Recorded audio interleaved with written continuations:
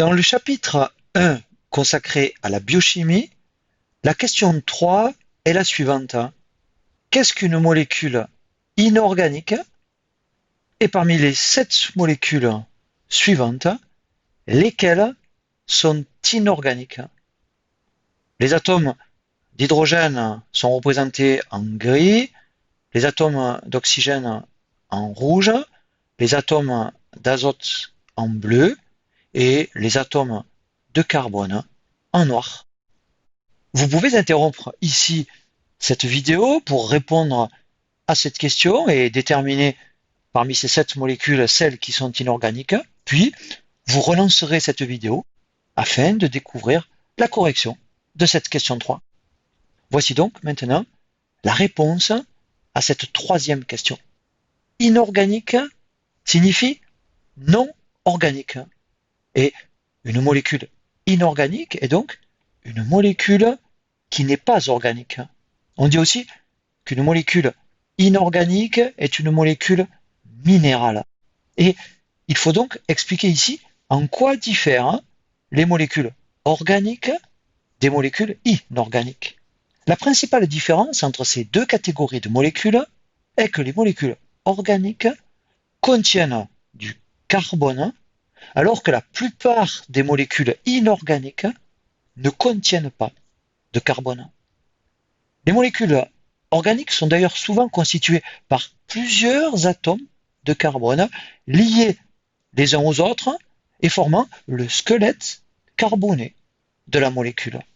Mais quelques molécules organiques ne contiennent qu'un seul atome de carbone. De plus, presque toutes les molécules organiques contiennent des liaisons entre C et H, entre le carbone et l'hydrogène. Notez bien que contenir du carbone n'est pas suffisant pour qu'une molécule soit considérée comme organique, parce que quelques molécules inorganiques contiennent du carbone, mais elles n'ont alors pas de liaison entre C et H. Déterminons maintenant parmi ces 7 molécules numérotées de 1 à 7, celles qui sont inorganiques. La première molécule contient 6 atomes de carbone qui sont liés entre eux par des liaisons covalentes simples, formant le squelette carboné de la molécule. Cette molécule contient aussi des liaisons covalentes entre carbone et hydrogène. Il s'agit donc d'une molécule organique et sa formule globale est C6H12O6. Il s'agit du glucose qui est un sucre ou un glucide produit par les végétaux au cours de la photosynthèse et qui représente de l'énergie pour les cellules. La seconde molécule contient un oxygène qui est lié à 2 hydrogènes par l'intermédiaire de 2 liaisons covalentes simples. Cette molécule ne contient pas de carbone. Il s'agit donc d'une molécule inorganique et plus précisément de la molécule d'eau ou H2O. Cette molécule n'est pas une source d'énergie. La troisième molécule contient un atome central de carbone qui est lié par l'intermédiaire de 2 liaisons covalentes doubles à 2 atomes d'oxygène. Cette molécule contient du carbone, mais pas d'hydrogène, et elle ne comporte donc pas de liaison entre carbone et hydrogène. Cette molécule, qui contient donc pourtant du carbone, n'est pas organique, mais inorganique. Et il s'agit ici du dioxyde de carbone ou gaz carbonique ou CO2. Cette molécule n'est pas une source d'énergie. Le CO2 est utilisé par les végétaux au cours de la photosynthèse et il est aussi un déchet de la respiration des cellules. La quatrième molécule est formée par 2 atomes d'oxygène liés entre eux par une liaison covalente double. Cette molécule ne contient pas de carbone. Il s'agit donc d'une molécule inorganique. Cette molécule est le dioxygène ou oxygène gazeux ou O2 libéré par les végétaux au cours de la photosynthèse et nécessaire à la respiration des cellules. Le dioxygène n'est pas une source d'énergie. Notons qu'au cours de la photosynthèse, qui nécessite de l'énergie lumineuse, le CO2 et l'eau, qui sont des molécules minérales, sont utilisés pour produire du glucose, qui est une molécule organique. Et ainsi, la matière inorganique se trouve convertie par les végétaux en matière organique. Et cette réaction globale de la photosynthèse conduit aussi à la libération de dioxygène. Au cours de la respiration des cellules, c'est la réaction globale inverse qui a lieu, utilisant le glucose, c'est-à-dire de la matière organique, et du dioxygène inorganique, pour récupérer de l'énergie utilisable par les cellules.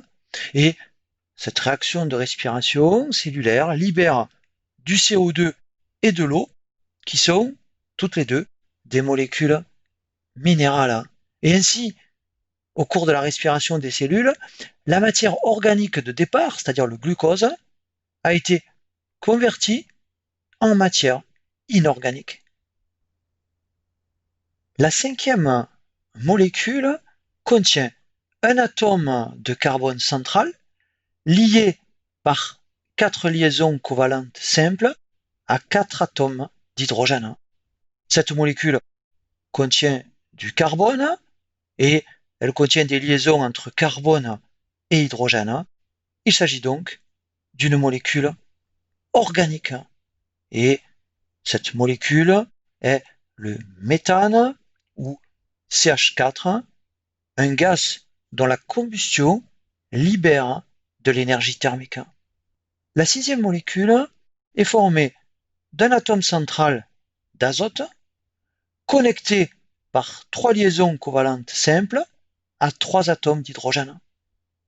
Cette molécule ne contient pas de carbone, elle est donc inorganique. Et il s'agit de la molécule d'ammoniac ou NH3, qui est un gaz azoté. La septième molécule contient un seul atome de carbone central, ainsi que 4 atomes d'hydrogène.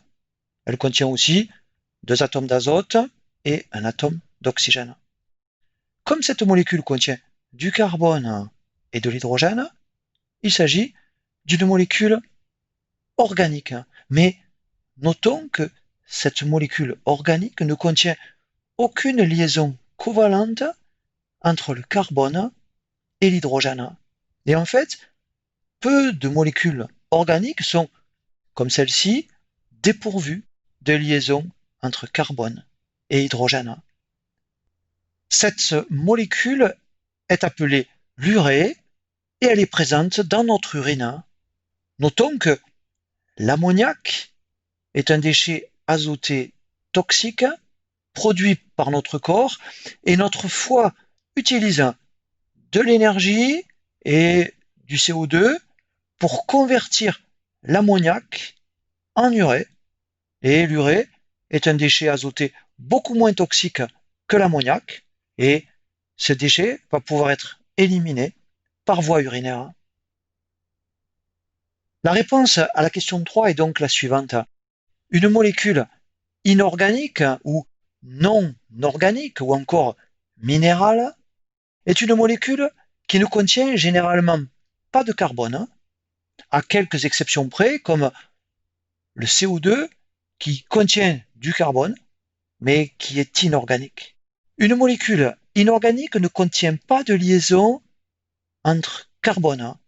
Elle est généralement dépourvue de liaison entre carbone et hydrogène. Et elle ne contient donc pas à la fois du carbone et de l'hydrogène.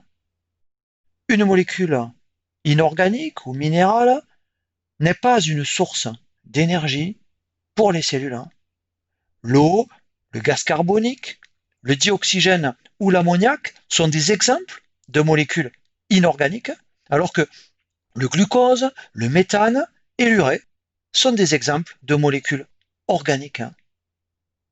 Dans la prochaine question, nous verrons ce qu'on appelle des molécules polaires.